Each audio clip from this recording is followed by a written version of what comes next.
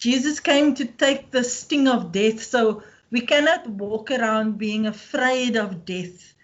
Working with Project Hope and working it's a children's organization in the heart of the northern areas of Port Elizabeth. Sometimes, often we go into areas where there's gang violence and gangsterism, and I had to get to the place of, if I die, I die, but God's will be done in my life.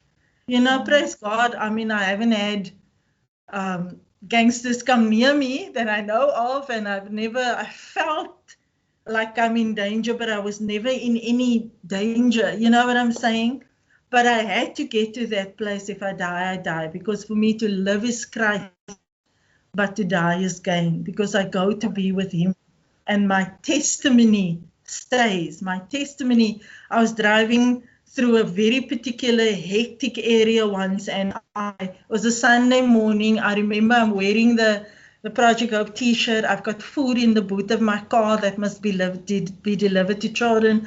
I've got booklets that must go to children, and I'm driving through this area, and there's been lots of violence happening in this area. There's been gang violence and protests. It was, I think, 2020, 2021, around that time. It was just a lot.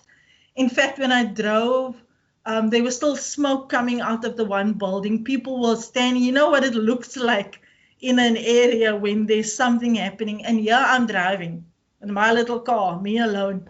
And I felt like God's presence, and I needed to say those words: Lord, I surrender to you. Whatever happens here, for me to live is you, to live is Christ, and to die is gain.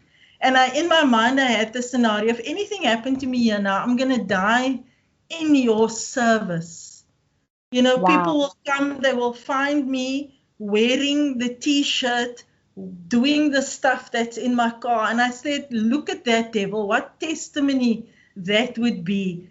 For me to die here does not help the kingdom of darkness at all, but it's definitely a gain for Jesus.